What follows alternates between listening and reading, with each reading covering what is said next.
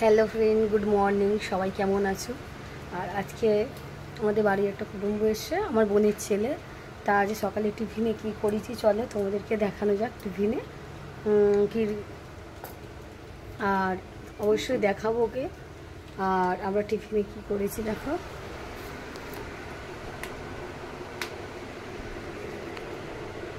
এখানে আছে ডিম দিয়ে আলু দিয়ে পাস্তা।